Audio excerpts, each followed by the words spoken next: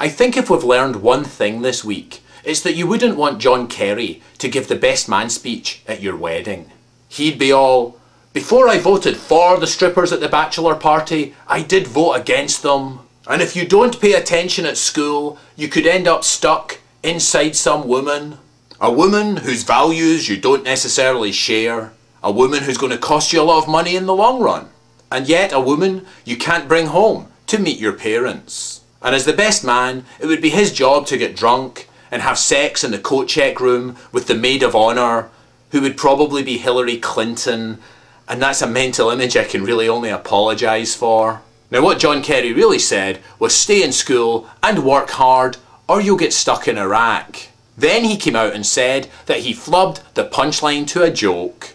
I didn't realise that John Kerry prepared for public speaking engagements by watching reruns of Dane Cook's Tourgasm. Now Al-Qaeda don't have this problem. You never turn on Al Jazeera and there's Osama bin Laden stumping for votes and telling jokes. Two suicide bombers walk into a bar and the first one says to the other one, "I don't know about you, but I'm planning on getting bombed tonight." No wait, that isn't it. Two suicide bombers walk into a bar and one says to the other, "Do you want to go outside for a smoke?" And the other one goes, "You know what, if we stand here long enough, we will be outside and we'll probably be smoking." No, that's not it. Two suicide bombers walk into a bar and the barman says, "Last orders, gentlemen." And one of them goes, "All I remember him saying was, get well away from me before you push that button." No wait, this is it. Two suicide bombers walk into a bar and one of them says to the barman, "What I would like, of course, is a sex on the beach, but what I'm going to have is a kamikaze." Two suicide bombers walk into a bar and the barman says, "Time, gentlemen, please." And one of them goes, "You know, I don't have a watch, but I've got a clock on me somewhere." No, wait, that's not it.